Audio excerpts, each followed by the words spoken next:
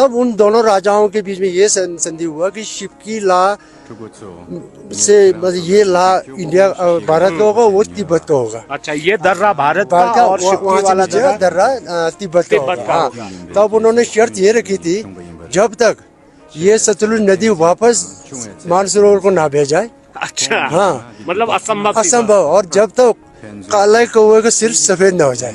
अच्छा, असंभव, मतलब ये उन्होंने ये मतलब अटूट जिसको कहते हैं, हाँ, ये वादा किया। जनरली मैं लगभग 20 सालों तक इस इलाके में व्यापार करता रहा। उस जमाने में तो कैश भी था जब दादाजी और, क्योंकि तब वो चांदी का सिक्का चला करता था। हाँ, तो वो चांदी तो पूरी दुनिया में कहीं भी उसकी कीमत होता है, तब ये कैश में होता था। तो जैसे राशन हम उनको वहाँ दिया, उनके बदले में हम उनसे भेड़ लेते हैं, पशम लेते हैं, ऊन लेते हैं। तो घोड़े खच्चरों पर ही चलते हैं। लगभग हम लोग यहाँ से चलते हैं तो 2 महीने का एक पड़ाव हम रखते हैं। व्यापार करने जाएंगे तो 2 महीने, 1 महीना जाने का, 1 महीने आने का। अपर किन्नौर है आपके तकरीबन 700 खर्च से ऊपर, ये भाषा उनसे मिलती है। मतलब कई हद तक मिल जाता है, हम आपस में एक दूसरे में बात करके समझ सकते हैं। हाँ, इस नदी को बहुत पवित्र नदी मानते हैं। ये मानसरोवर झील से निकलता है और इसको हमारे लोकल बोली में लंगजन खंपा कहते हैं। लंगजन खंपा इसको हमारा लोकल बोली है, वैसे तो इसको सतलुज के नाम से जाता है। हमारे साथ नमग्या पंचायत के प्रधान है बलदेव सिंह, उनसे बात करते हैं। ये व्यापार करते रहे हैं जो चीन अधिकृत तिब्बत है, यहाँ पर ये काफ़ी समय तक इन्होंने व्यापार किया है, इनका अनुभव जानते हैं। ज़रा बताएं कितना टाइम जो है आपने व्यापार किया है, अब तो काफ़ी समय से बंद है, और किस चीज़ का व्यापार आप करते थे? हाँ, वैसे जनरली मैं लगभग 20 सालों तक इस इलाके में व्यापार करता रहा और 2002 में मैं फिर यहाँ जाना बंद कर दिया।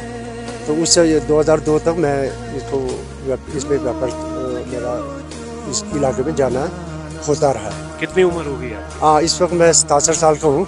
67 ईयर्स। अच्छा, 20 साल तक आपने व्यापार किया, तो किस चीज़ का व्यापार? हाँ, व्यापार तो यहाँ सतलुज इस इलाके में दूर तक यहाँ पर चावल तो बिल्कुल नाम का भी नहीं होता है, पूरे तिब्बत में ही चावल नहीं होता है। तो चावल की विशेष करके बहुत बड़ा डिमांड रहता है इनका। चावल हो गया, फिर गुड़, तेल और आपके चीनी हो गया, इस तरह इनका डिमांड ज़्यादा रहता है इनको।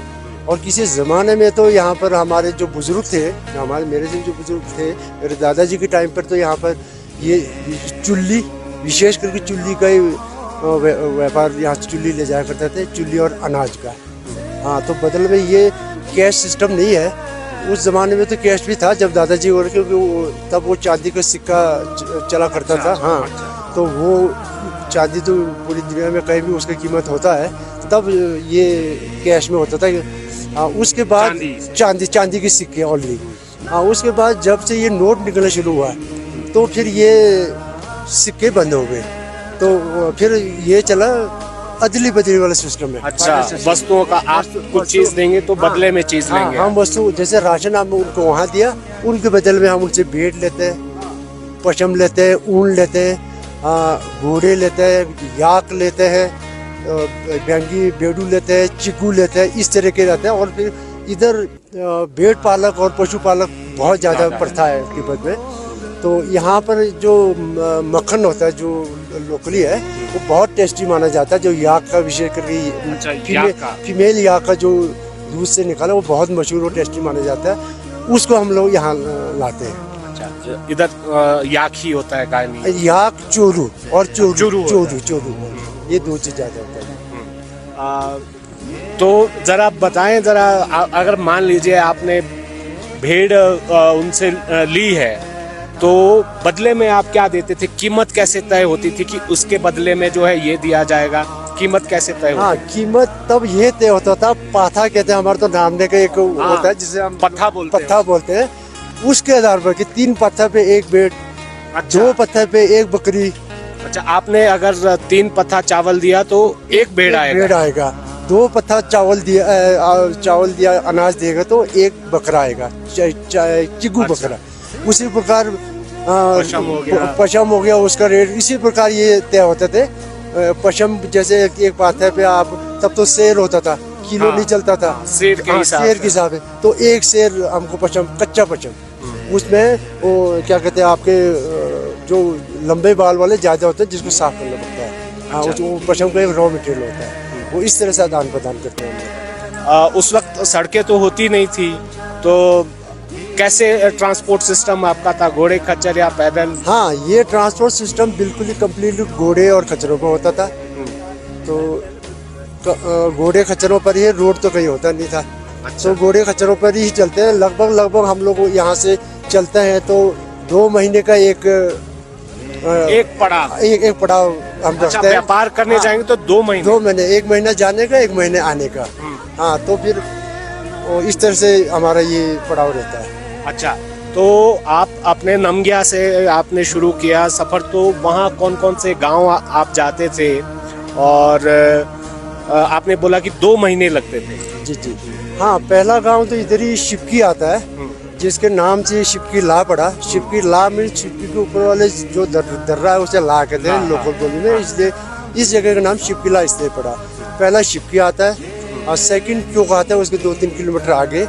उसके बीच में ये सतलुज नदी बहता है। जो पहला तो लोकल ब्रिज था जो लकड़ियों को बनते थे, वो क्रॉस करके फिर पार जाके आपको एक कोरंग गाँव आएगा, कोरंग गाँव। अच्छा। फिर कोरंग गाँव से आगे जाके तियक एक गाँव आएगा, फिर नदी से पार एक रानी गाँव आएगा, फिर ऊपर से जाकर मायांग आएगा, मायांग गाँव। मायांग गाँव इस पहाड़ी इलाके का, जो हिमालयन जो हमारे जो ऊंचे ऊंचे पहाड़ है, मायांग के आगे जाकर तकरीबन 20-30 किलोमीटर आगे जाकर 30-40 किलोमीटर का एक शीरंगला जोत है, बहुत बड़ा ऊंचा जोत है। उस जोत को क्रॉस करना पड़ता है। अच्छा। उस जोत को क्रॉस करने के बाद फिर आगे जाके तिब्बत का पठार शुरू हो जाता है। फिर ये पहाड़ आपका मशहूर जो तिब्बत का पठार है वो शुरू हो जाता है। फिर ये पहाड़ी एरिया खत्म हो जाए। फिर जितना आप डीपली जाओ उतना स्मूथ और ये पठार शुरू हो जाता है। जरा उस वक्त ये नहीं था, क्योंकि आपको दूसरे देश में जाना है, तो क्या सिस्टम होता था? आपकी आइडेंटिटी क्या होती थी? कैसे जो है आपको भेजा जाता था और कितने लोग जाते थे आप? हाँ, उसमें तो अब देखो, शुरू में तो जब बुजुर्गों का था तब तो कोई रिस्ट्रिक्शन नहीं था। वहाँ के लोग भी यहाँ आते थे, हमारे लोग भी यहाँ जाते थे। जब से बॉर्डर बना, ये हमारी फौज बैठा, हाँ जी, 62, 65, 67 के बाद ही यहाँ फौज आई है। हाँ, तब उस बात को शायद मैं आपके चैनल पे कहना नहीं चाहूँगा। हम लोग कुछ गवर्नमेंट के दूसरे कुछ कोई उसके जरिए से जाते हैं। लोकल जो कस्टम है आपका, उसी हिसाब से ये बना होगा, कोई ऐसा नियम बना है कि जिससे आप जो है सीमा के आर पार जा सकते थे? हाँ, लोकल नहीं है तो एक गवर्नमेंट है, सिक्योरिटी पॉइंट ऑफ व्यू में इस व्यू से हम जाते हैं। तो हम हमारा जाने का तरीका वही होता है जो पुराना व्यापार चल रहा होता है। अच्छा, वही तरीका वही रखा होता है। जरा मुझे बताएं कि 2 महीने आपने बोला कि घोड़े खच्चर से आप सफर करते हैं, और इलाका तो देखिए कितनी कठिन ये भौगोलिक स्थिति है, तो खतरे क्या क्या थे इस सफर में? ना, खतरे तो इसमें कोई विशेष नहीं था। कोई ऐसा जान माल का ऐसा कोई खतरा नहीं था। बस ऐसा है कि जो आपका चलना है, 1 महीना जाना, 1 महीना आना, वो बहुत बड़ा कठिन परिश्रम का। अच्छा। हाँ जी। तो कितने लोग जाते थे एक साथ व्यापार करने? हाँ, एक ग्रुप में 6 से 7 लोग जाते थे। 6 से 7 लोग। अच्छा। और वहाँ तिब्बत में आप कम्युनिकेशन किस तरह से रहता था? बातचीत, उनकी तो भाषा अलग है या मिलती जुलती है? हाँ, ये जो अपर किन्नौर है आपके तकरीबन 600 खर्च से ऊपर, ये भाषा उनसे मिलती है। मतलब कई हद तक मिल जाता है। हम आपस में एक दूसरे में बात करके समझ सकते हैं। अच्छा, समझ सकते हैं। हाँ, तो कमाई कैसे हम मान लें कि आपको अच्छा व्यापार हुआ है, आपको अच्छा मुनाफा हुआ है, वो कैसे आंका जाता था? वो अच्छा व्यापार तो यही है कि व्यापार में तो ऊंच नीच तो चलते रहता है। हाँ। और उधारी का सिस्टम तब से ही था। अच्छा, तब भी उधारी। हाँ, जो गरीब लोग थे उनको तो उधार देना पड़ता है, या उनके बहुत बड़ा मालदार होता है, उनसे हमें कुछ भेड़ बकरे या गाय बैल लाना पड़ता है, जो हमारा जब सामान खत्म हो जाता है उनसे लाके नेक्स्ट टाइम हम उनको पूरा करते हैं। तो उसी प्रकार यही है यहाँ भी। अब उस आपके जो सामान है कई बार बड़े अच्छे भाव में बिक जाता है, कई बार नहीं बिकता है। वो तो एक बाजार भाव की तरह ही रहता है। यात्रा का, व्यापार का समय कौन सा चुना जाता था? आइडियल जो है टाइम क्या है सफर करने, कौन सा? सफर करने का टाइम यही जून से सितंबर। अच्छा, जून इसी से बीच सितंबर। व्यापार। हाँ, उसके बाद में कई बार हम लोग अक्टूबर में चले जाते हैं, बहुत बड़ा रिस्की है क्योंकि पहाड़ों में बर्फ पड़ जाता है तो फिर हम वहाँ फंस जाते हैं। यहाँ कितनी बर्फ पड़ती होगी? यहाँ पर नहीं, अब तो बर्फ पड़नी बहुत कम हो गया, हार्डली 2 से 3 फीट। 2 से 3 फीट। और नमगिया में कितनी पड़ती है? नामगिया में ये 1.5 फीट। जरा मुझे बताओ, मैं जब यहाँ हमने बस से सफर शुरू किया स्थानीय लोगों से, हमारे सहयोगी भी है अरुण, यहाँ से अरुण नेगी, तो वो भी बता रहे थे इस सतलुज का बहुत बड़ा महत्व है किन्नौर के लोगों को। जरा बताएं इसके महत्व के बारे में। और ये बहुत पवित्र और बहुत पूजनीय नदी मानते हैं यहाँ के। हाँ, इस नदी को बहुत पवित्र नदी मानते हैं। ये मानसरोवर झील से निकलता है और इसको हमारे लोकल बोली में लंगजन खंपा कहते हैं। लंगजन खंपा इसको हमारा लोकल बोली है, वैसे तो अब इसको सतलुज के नाम से जाता है। और जो स्पीति से निकलता है आगे जाके दोनों सतलुज के नाम से जाते हैं, बट इस नदी का नाम सतलुज है। ये मानसरोवर झील से निकलता है। लंगजन खंपा का इसका नाम इसलिए है, ये जब जहाँ से निकलता है वहाँ का जो पहाड़ का दृश्य है हाथी के सूंड का जैसा है, जो हाथी की सूंड से ये निकलता है, तो इसका नाम लंगजन खंपा रखा गया है। अच्छा, और यही जगह है जब भारत में सतलुज आती है? जी हाँ, ये पहला जगह है जो भारत में सतलुज एंटर करता है। और इससे भी पूर्व में एक, जब ये राजाओं के टाइम था, तब इसमें हमारे तो ये बुशेरी राजा का राज्य था ये। और तिब्बत का राजा तो नहीं था, पर तिब्बत का सूबेदार था इस इलाके में। उनके बीच में ये संधि हुआ है। अच्छा। इस जमीन के बंटवारे का। तो लद्दाख के जो राजा थे वो उसको यहाँ पर गवाह के तौर पर लाया गया। तब उन दोनों राजाओं के बीच में ये संधि हुआ कि शिवकी ला से, मतलब ये ला इंडिया भारत का होगा, वो तिब्बत का होगा। अच्छा, ये दर्रा भारत का और शिवकी वाला दर्रा तिब्बत का होगा। तब उन्होंने शर्त ये रखी थी, जब तक ये सतलुज नदी वापस मानसरोवर को ना भेजाए। अच्छा। हाँ, मतलब असंभव। और जब तक काला कौवे का सिर्फ सफेद ना हो जाए। अच्छा। असंभव, मतलब ये उन्होंने ये मतलब अटूट जिसको कहते हैं। हाँ, ये वादा किया। और इस हंगरंग घाटी का क्या संबंध है? हमने सुना है कि ये भी गिफ्ट में मिला है ना। हंगरंग घाटी गिफ्ट में नहीं, हंगरंग घाटी कहानी हमने हाँ नहीं, गिफ्ट नहीं। हंगरंग घाटी एक्चुअल में तो ये लद्दाख राज्य का रियासी था। अच्छा। बाद में फिर रामपुर राजा और उनके बीच में जब संधि हुआ, तब ये हंगरंग घाटी बुशेर राजा को मिला। शादी ब्याह भी हुआ है, कहते ये भी बता रहे थे कोई कि शादी ब्याह भी होता था तिब्बत वालों। यही नजदीकी गांव है, क्यों गांव में अब तो नहीं रही, काफी समय पहले की बात है। हमारे कानम की एक बुढ़िया माँ या लड़की की शादी हुई थी, जो वहाँ बहुत बुढ़िया अवस्था में 70-80 साल की अवस्था में उनके लिए थे।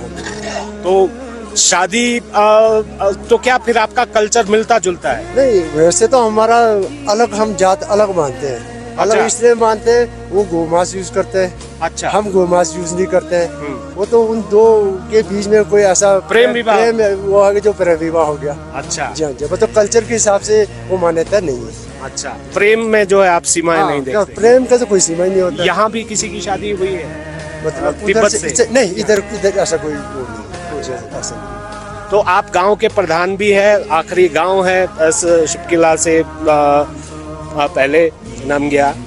तो क्या बदलाव आपको लगेगा कि टूरिज्म के पॉइंट ऑफ व्यू से क्या बदलाव होगा? इंफ्रास्ट्रक्चर के लिहाज से जो सुविधाएं हैं, बहुत कठिन भौगोलिक परिस्थिति है, और क्या आपको लगता है कि बदलाव आएगा इस शुरुआत से ये खोला गया है अब सैलानियों के लिए? जी 100% इसमें बदलाव आएगा, क्योंकि आज तक तो यहाँ पर सिविलियन अलाउड ही नहीं था शिवकिला के ऊपर आने का। तो अब ये जब ये ट्रेड क्या कहते हैं, आपको टूरिज्म खुलेगा तो इसमें टूरिस्ट आएंगे, स्थानीय लोगों का जो हमारे बेरोजगार नौजवान हैं उनको रोजगार मिलेगा, और चलो प्रदेश को भी हम चाहते हैं कुछ रेवेन्यू मिलेगा इससे। ये तो बहुत ही लाभकारी है। ये तो हमारा सपना था कि कभी ये इस तरह का हो, साकार हो गया आज के दिन पे। अभी कुछ ही देर में ये साकार होने जा रहा है। मुख्यमंत्री जी इसका घोषणा करेंगे। तो अब तो हम तो ये भी चाहते हैं कि यहाँ से जो एक तो हमारे यहाँ पर एक ट्रेड इंडो चाइना ट्रेड शुरू हुआ था, वो अभी हाल ही जब कोविड के चलते ये ट्रेड बंद हो गया। हाँ, वो भी रीओपन हो। एसोसिएशन भी है यहाँ पर, कोई कहते हैं व्यापारियों की, आप है उसके मेंबर? हाँ, एसोसिएशन भी बना था, उसके बाद जब बंद हो गए तो उसके ऊपर कोई ज्यादा नहीं है। एसोसिएशन है। कौन सी एसोसिएशन? हाँ, ये इसको क्या कहते हैं, इंडो चुपन ट्रेड के नाम से ही बनाया गया। अच्छा। हाँ जी। अच्छा, आप चाहते हैं कि वो फिर से खुले? फिर से खुले, बल्कि मैं तो ये कहूँगा कि मानसरोवर झील का यात्रा भी यहाँ से खुले। हाँ। हिंदुस्तान और चाइना मानसरोवर झील का सबसे नियरेस्ट और सबसे सेफ रूट ये रहेगा। और ये बहुत पवित्र भूमि भी मानी जाती है। हाँ, बिल्कुल पवित्र तो है जी। यहाँ पर देखो आप, इसके वातावरण देख के आपको ऐसा लगेगा यहाँ पवित्रता है। वैसे तो हमारा तो वैसे ही मानना है, देव भूमि हम मानते हैं। आराध्य देव कौन है यहाँ के? हमारे तो वैसे तो हम तो बौद्ध धर्म को मानते हैं, बट हमारे लोकल ग्रामीण देवता भी होते हैं। अच्छा, ग्राम देवता जो। चलिए, शुक्रिया हमसे बात करने थैंक के यू। लिए। तो देखिए कितने खूबसूरत परिधान में यहाँ पर आपको जो है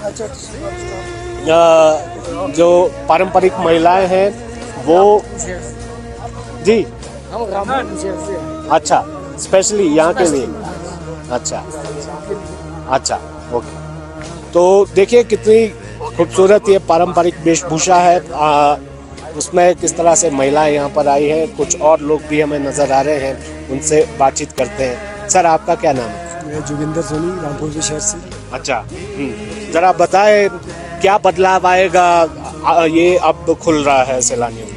ये अगर खुलता सैलानियों के लिए इस एरिया का डेवलपमेंट में एक अहम भूमिका निभाएगा, बदलाव आएगा। और ये हिमाचल सरकार की बहुत बड़ी पहल है जो ये इतना बड़ा कदम उठाया।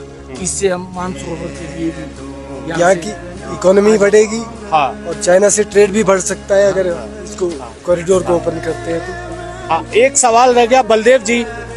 बलदेव जी, थोड़ा सा समय आपसे और हम लेना चाहेंगे। जरा, हमने यहाँ पर सुना कि इंदिरा पॉइंट है, इंदिरा गांधी यहाँ पर आई थी, पहली जो है एकमात्र भारत की प्रधानमंत्री हैं जो यहाँ पर आई थी। क्या आप उस वक्त मौजूद थे? जी जी जी। हाँ, उस वक्त तो मैं काफ़ी छोटा था। हम स्कूलों में पढ़ते थे। हमारे गुरुजी ने नामगिया होकर गए, तब तो वो पू तक तो गाड़ी द्वारा आया, फिर पू से ये घोड़े पे बैठ के गई यहाँ तक। हाँ जी। तो हमारे गुरुजी हमारे को कहीं से फूल लेके आए, कहीं नीचे से, तब तो हमें ज्ञान नहीं था वो फूल कहाँ से आया। तो हमें इंदिरा गांधी जिंदाबाद का नारा लगाने हमें वहाँ रखा गया। तो हमें उनका वेलकम किया कहने को तो। अच्छा, आप लोगों ने वेलकम? हाँ, हमने वेलकम, स्कूल के बच्चे थे। अच्छा। हाँ, ये 1968 की बात है। अच्छा। जो श्रीमती गांधी जी यहाँ बता रही हैं। अच्छा, आपने देखा है उनको? हाँ, बिल्कुल देखा है जी, हमने बिल्कुल मिस गांधी को देखा है। बहुत यंग और एकदम से, तब तो बहुत ही जवान थे। और उस वक्त जरा ये बताएं कैसे पू से यहाँ तक आपने कहा कि घोड़े पर आए, तो समय कितना लगा होगा यहाँ? हाँ, अगर आप नामगिया से चलेंगे तो 3 घंटे का समय लगता है यहाँ घोड़े पर। घोड़े पे जी। तो 3 घंटे? 3 घंटे घोड़े पे आई। हाँ जी। अच्छा। 3 घंटे घोड़े पे। और यहाँ पर किस लिए आई थी? हाँ, यहाँ पर तो वो ऐसे ही शिप किला विजिट करने आए थे, आखिरी बॉर्डर देखने आए थे, और हमारे फौज के जवानों को थोड़ा सा हिम्मत दिलाने आए थे। और यहाँ से आगे आप चले जाएंगे, 0 पॉइंट पे इंदिरा गांधी स्टोन का मेमोरियल आर्ट भी लगा है। अच्छा, उन्होंने स्टोन रखा? हाँ, उन्होंने स्टोन रखा है जी। तब से वो इंदिरा स्टोन के नाम से मशहूर है, 1968 से। कुछ महिलाएं भी नजर आ रही है, उनसे भी बात करते हैं। कोई बात करेगा? आप बात करेंगे? अच्छा, जरा पहले तो नमस्कार आपको। ये जरा बताएं अपने आभूषण के बारे में जो आपने पहने हैं, क्या क्या इसे कहा जाता है? अच्छा, कौन बताएंगे? इसको, ये तो किन्नौरी टोपी है। हाँ। और इसको सोना बोलते हैं हमारे उसमें पूरी अच्छा। में। हाँ जी। इसको मैंदोमा। और ये तिकरा होता है। हाँ जी। ये क्यों होता है? और ये सोने और चांदी का ही है। हाँ जी। और ये स्पेशली जब उत्सव होता है तभी हाँ आप? जी, स्पेशली जब हमारे लामा वगैरह और जैसे वेलकम करना होगा, शादी वगैरह में ऐसे कल्चर प्रोग्राम ऐसे करते हैं। आप कहाँ के रहने वाले? मैं अपर किन्नौर लियो से हूँ। अच्छा, लियो से। तो तो क्या आपके लिए क्या मायने रखता है ये जगह और आज का दिन? ये जगह तो बहुत वो है यहाँ से। अब ये रोड खुल गया तो लोगों को बहुत ज़्यादा फायदा है। डेवलपमेंट होगी। हाँ जी, टूरिज्म को काफ़ी अच्छा हेल्प मिलेगा। और क्या बोलते हैं, रोड वगैरह ठीक है काफ़ी हद तक, और लोगों को आना चाहिए घूमने के लिए यहाँ पे जी। जाहिर सी बात है कि उसके बाद यहाँ पर बहुत सारा विस्तार होगा और स्थानीय लोगों को भी फायदा होगा। आप क्या काम करते हैं? मैं तो हाउस वाइफ हूँ। अच्छा, हाउस। हाँ जी। और यहाँ पर बच्चे हैं आपके? हाँ जी, हाँ जी, एक है। और शिक्षा का क्या है यहाँ पर, स्कूल कॉलेज?